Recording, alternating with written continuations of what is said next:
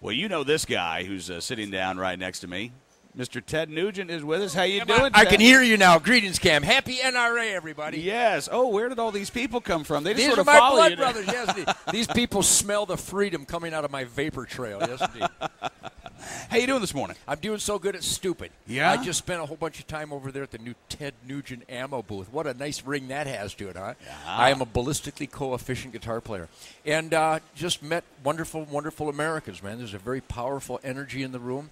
I'm proud to be a part of it, and you're doing a fine job representing to the people who aren't blessed to be here. Well, yeah, unfortunately. I mean, you know, and you've been coming to these annual meetings, I know, 20 years probably, plus, yeah. Yeah, this is, I got to tell you. Looks like a big crowd. Let's hear it for the NRA and everybody who's here to show their patriotism and their demand and dedication and addiction to freedom. That's right. And you know, again, I mean, there's so much to see around here. All of the new products, the Ted Nugent ammunition. Yeah, and I feel terrible because I can't stop at every booth. I have a shooting friend. I have a blood brother at every exhibit, every booth, and I could just camp out at every place, but I just don't have time. So I'll have to go home and fondle my own hardware. Yeah, well, there you go. Yeah, there I go. Yes, and that'll take you a couple of months. Lifetime. Right? Yes. Yeah, exactly. So, but you know, beyond what's here, and you and I have been talking on Monday nights in the build-up to the annual meeting about how important it is that NRA members are active, that we vote, that we care about this election because of really what is at stake.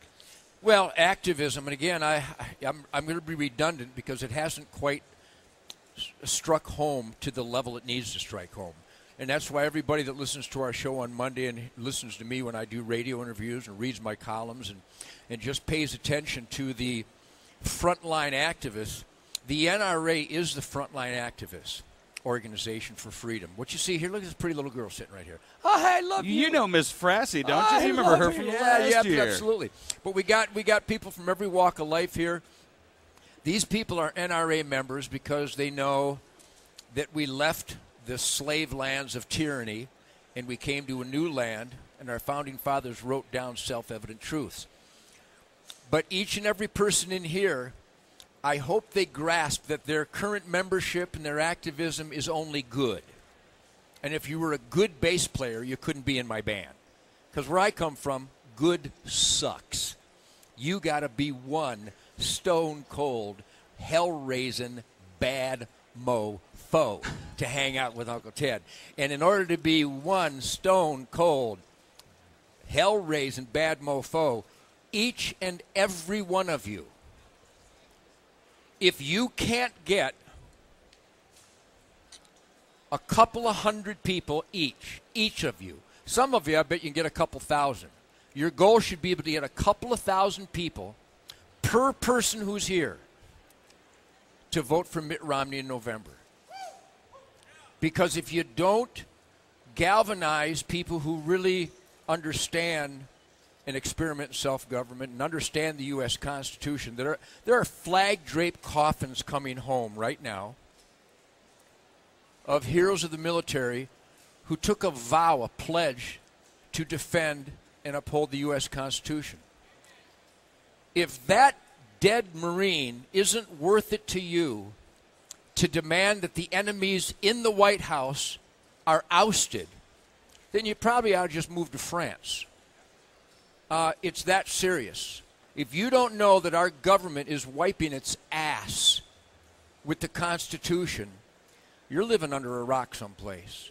And that there's a dead soldier, an airman, a Marine, a seaman, a hero of the military that just got his legs blown off for the U.S. Constitution, and we got a president and attorney general who doesn't even like the Constitution. We got 4 Supreme Court justices who don't believe in the Constitution. Does everybody know here that 4 of the Supreme Court justices not only determined you don't have the right to keep and bear arms, 4 Supreme Court justices signed their name to a declaration that Americans have no fundamental right to self-defense?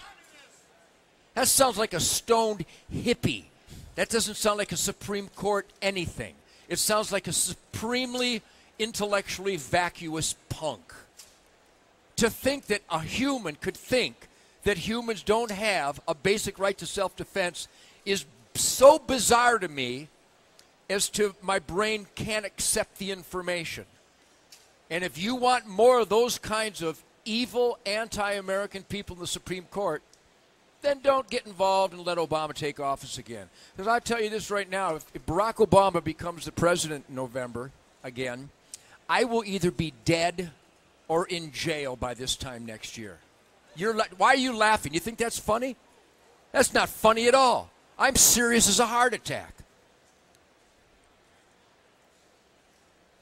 So, being at the NRA event, God bless you, good indicator.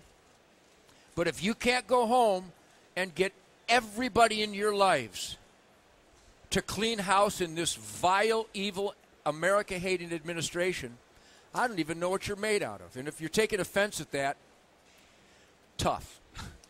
I see warriors amongst us. I see people who get it. You made a lot of sacrifice to be here at NRA. It's a long trip for a lot of you. You're giving up valuable time to make a statement for freedom. If you can't galvanize and promote and recruit people to vote for Mitt Romney, we're done. We'll be a suburb of Indonesia next year. Our president and attorney general, our vice president, Hillary Clinton, they're criminals. They're criminals. A guy on the radio the other day said, well, name the crimes. About 10 minutes later, I said, have you had enough? I mean, who doesn't know the crimes our government is committing? So God bless you for being here. I feel a positive energy, but turn up the heat. Take this energy and this belief in freedom home with you and get everybody you know to get involved and engage, because it isn't the enemy that ruined America. It's good people who bent over and let the enemy in. If the coyote's in your living room pissing on your couch, it's not the coyote's fault. It's your fault for not shooting him. So it's an important time. So you're talking about exhibits, you're talking about hardware and ammo, and everybody's fondling sporting goods, and everybody's got a big old sexy grin on their face because they're surrounded by ballistic celebration. That's cool, but what I feel in this room is I feel this. I feel this. I'm not taking this crap anymore. I've about had it. Leave my damn paycheck alone. Unless you can be accountable, you get nothing. And if you take that adamant, we the people defiance, remember, we're Americans because we defied the king. We didn't negotiate and compromise with the king. We defied the emperors. We are patriots. We are Braveheart. We need to ride into that battlefield and chop their heads off in November. Any questions?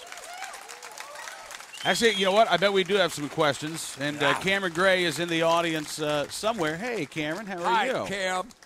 All right, anybody got a question? Because I got a damn answer. The thing is, there's not really many questions because it's like so obvious what has to be done. But go ahead, sir. I think I can hear. Can I turn me up a little bit? I think so. Somebody turn me up. I like me loud. Yes, sir. Right. Give us some thoughts on Fast and Furious. Well, all right, Fast and Furious. I won't give you thoughts. I'll give you conclusions. I don't have any thoughts on Fast and Furious other than that it sucks and Eric Holder should be in prison. But I'll give you some facts on Fast and Furious. Who's law enforcement in here? Who's military in here? How do we live with the proven fact that the number one law enforcement official in the United States of America is stone cold guilty of illegally running guns to the Mexican drug gangs? You look like smart people. Name me something more outrageous than that. There's nothing more outrageous. And God bless the senators and the congressmen that are turning up the heat, but I want to see convictions. Our president, Eric Holder, I believe all through the administration, and the certain soulless punks in the ATF, if to orchestrate that criminality. And again, ATF guys that are pissed off, shut up. If you're not guilty, don't be guilty. If you're pissed off at that statement, that would be guilt. And if you see this kind of tragic violation of the Constitution take place, blow your damn whistle. Like the 4 great agents of the ATF, those are my heroes. And the guys that expose the criminality of our government, they're being punished instead of the perpetrators of the crime. What is this, Planet of the Apes? This is, the examples of violations against we the people right now, I've never in 63 years, even talking to the heroes of World War II, I've never seen anything like this in my life. It can't get worse than this. I have a 3-legged crippled oryx on my property in Texas. He's not going to make it. He's about a week old. He's mine. I own him. He was born on my land. The federal government just passed a law that if I were to do the only right thing and put that oryx out of its misery, I'm a felon on my own land with my own private property. Because the federal government found a judge without a soul who sided with an animal rights terrorist who just decreed that private owners of oryx can't touch them, can't relocate them, can't shoot them, and can't put crippled animals out of its misery. I don't know what to do with this information. Yeah. This is so bizarre. It's as Nazi Germany as you get. When they come to put the Jews on the train, go to the man with the brown shirt, take away his Luger, shove it up his ass, empty the magazine, and stop putting Jews on the train. Any questions? That's where we're at. Michigan farmers are felons if they touch the wrong colored hog. What? There's a new invasive species order in Michigan that if your hog is the wrong color, the state gets to depopulate your livestock, and if you do, you're a felon.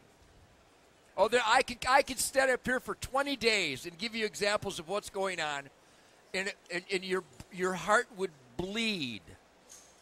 It is so wrong what's going on in this country. So it's great to be here. Buy lots of guns and ammo. By the way, a salute to everybody with all the guns and ammo. We are the most completely armed force of firepower in the history of humankind. I salute my fellow gun owners out there. Absolutely. Just keep buying guns and ammo. But be sure you're communicating with your friends. Sign up new members in the NRA. Let your senators and congressmen and governors know that you are absolutely heartbroken and offended at the violations of our own government regarding these various violations. And let's start raising some hell. Remember, it's not a cultural discussion. It's a cultural war. Our president is dismantling America on purpose. Cameron Gray's out of the audience with another question for you, Ted. Sir, by the way, that was just one answer to one question. But sir. First off, I'd like to thank you for bringing to people's attention outside of the shooting community what can happen if you let the gun laws get away. I'm from Canada, so need I say more. My question is, I was really happy to see you all over CNN after the Halliburton debacle, and I was wondering why after that. I was hoping perhaps after seeing you all over and people getting a taste of what you were all about, maybe we're going to see a political campaign in the future? Well, I'm conducting the most important political campaign in the world. See, my friend from Canada, which I love. Canadian people are wonderful people. I love your bears and your moose and your deer and your ducks and your grouse, especially the dumb ones that let you shoot them with slingshots. Those are my favorite animals in the world. I trained 2 weeks ago with the Canadian Secret Service. Okay, everybody got that? The Canadian Secret Service. Commando warriors protecting the government of Canada. They're not allowed to carry handguns. How do you explain this stuff? How do you explain this stuff? So, my political office is the most important political office in the world, my Canadian friend. We have a thing here called We the People. I am a commando in the We the People force to reckon with. There's not a senator, a congressman, or a governor, or a mayor, or a human being alive that doesn't know where Ted Nugent stands. I wallpaper and carpet bomb. In between hunting season and rock and roll season, in fact, throughout the year, I make sure that self-evident truths are celebrated and promoted. And whether I run for an official elected public office is something that the future holds, potentially. But I'm born to raise hell. I spent a lot of time with the heroes of the military that have no legs and no skin and no eyes and no arms. Some of them came home in flag-draped coffins with some kind of human debris in a bag. And they volunteered to fight for the U.S. Constitution and freedom. Who amongst us could be so soulless as to fail to utilize that freedom to the best of our ability as provided at such cost? So when you raise hell, it's not for you. It's not even for your kids. It's for a Marine in a box. It's for a sailor in a wheelchair. It's for a seaman with no eyeballs. It's for families crying at a gravesite because they volunteered to fight for the Constitution. And it's all written down there. It's in the Constitution, the Bill of Rights. And we need to become warriors on the streets of America because there are warriors of the military fighting in the hell zones of the world so that we can. So I would beg, beseech, implore, and shame, if necessary, anybody who's not carrying their own weight by raising hell in their own homes and fixing people. So we shall see. I'm a young 63, and I'm getting ready for the greatest tour of my life and the greatest hunting season of my life, and I hope the greatest election of my life in November. And I hope we send a message to the world that American citizens can still stand up for what's right and get the enemies out of our government because it's infested. Our government is infested. How about this? Our government in America is worse than Canadian government. And the Canadian government is going to be upgraded. You got some conservatives in the Canadian government. We just threw out C-68 in Canada. We finally fixed that insane, crazy, criminally intent gun law in Canada because the conservatives and the people spoke up long and hard enough and didn't give up. So I salute you for that. But I was right there with you. I was fighting all the time. And we need to do that in America. So we have our work cut out for us. And I know Eric Holder's boys are listening to me right now because they listen to everything I say. So I'd just like to say, hey, Eric, eat me. All right, do we have any more questions for Ted? Yes, questions? What a silent crowd. Well, because here's a guy right here. Just yelling out what you got. Do you think any of our legislatures actually read the Patient Protection and Affordable Care Act before they voted on it? No, I don't believe any of our elected officials read the entire health care bill. Remember, because remember that funny creature that stood up and went, "You don't need to read this. You need to sign this. No, you don't need to read this. You need to." What is this? What is it? Where's Jane Goodall when the chimps get loose? I mean, what's Nancy Pelosi going to do next? Chew somebody's face and hands off? This woman is subhuman. Who does this woman represent? You don't need to read it. You need to sign it. How is she not in jail? It's I got to tell you, I don't know what to do with this information without going to war. So I'm going to war by spreading the truth, and I'm going to war at the voting booth in November. And I'm going to fire the vote heard round the world. And I know you all. Let me make a brief statement here as a citizen. Not as a board member of the NRA, as a dad and a husband and your blood brother. I know Mitt Romney's made terrible mistakes in the past up there in the Massachusetts zone.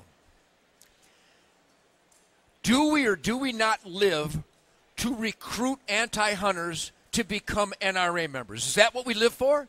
Do we not recruit people to become Christians? If we get a person to be a Christian, if we get a person to be a pro-Second Amendment person, would we still condemn them before they made the upgrade, or would we embrace them for their new vision?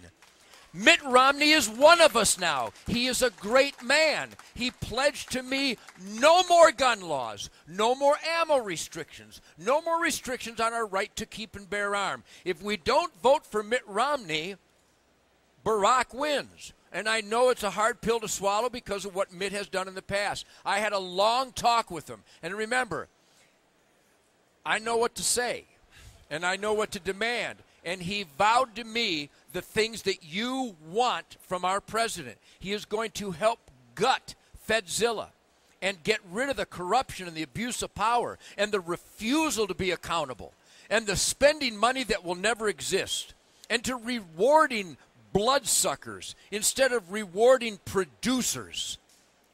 If you haven't got a job, how can there be unemployment benefits? There's a benefit to being unemployed? Not in my band, there isn't. If you ain't in my band, I ain't paying you. If you're my son and you ain't working, I ain't paying you. But if, I'm not saying if you put into unemployment benefits, you can draw what is yours. But we got a bloodsucker nation right now that this president is buying their votes. So Mitt Romney is going to attack all these violations. I am convinced of it. And I know you didn't all have a personal conversation with him. I hope you listened to his speech yesterday. He meant every word of that. You may have recognized some of the bullet points he stated. He means it. There's only one boat that's leaving the dock with the medicine to cure America. I love Ron Paul. I love Newt Gingrich. I love Rick Perry. He would have been the best president of all. I love Rick Santorum. I really do. Great men. They would have all, Barbara Bachman, they would have all been, Michelle Bachman, they would have all been better than Barack Obama. But there's only one boat that's leaving the dock, bringing the medicine to fix America. The boat's name is Mitt Romney. If you don't vote Mitt Romney, you are, in fact, voting for Barack Obama. Know that. Spread that word. Hundreds. You need to get hundreds of people. You need to get hundreds. Hundreds of people. From now on, no more talking weather, no more talking next hunting season, no more talking nothing but the November elections. Get them to register, get them to vote. You come over here, young lady, she has a question. Yes, Frassy. Is it Frassy? I love Frassy Sassy. What's your question? What is Uncle Ted's favorite president? What is my favorite president? Charlton Heston. My favorite president ever. Charlton Heston. Anybody agree with that? I think we've got another question from. I'm sorry, sir, you're not quite as cute as Frassy, but please. Good question, Frassy. Yes, sir. Okay, turn that mic on. Yeah, sorry, we can't hear. Slide that mic on. Engineer. How about now? Can you hear me now? now? I got you. Yeah, Oh, I love good. the switches. A delight to speak to you. Thank you. I joined NRA years ago, realizing that I desperately want to keep this fight in the political arena. But do you realize the power that you have, that if you say the word, there will be very many of us behind you in a heartbeat? Boy, do I. On all fronts. And let me give you a little insight here. Keep your eyes peeled, because I may need you soon. I'll leave it at that. Just keep your ears open. And I appreciate those words of confidence. I must have done something to earn that support. My dad raised me to do the right thing at all costs. I'm a human and I slip, but I do everything in my power and have been quite successful at not slipping again. I've dedicated my entire life, my career, my profession, and my reputation to fight for the most politically incorrect stuff in the world, hunting and gun rights.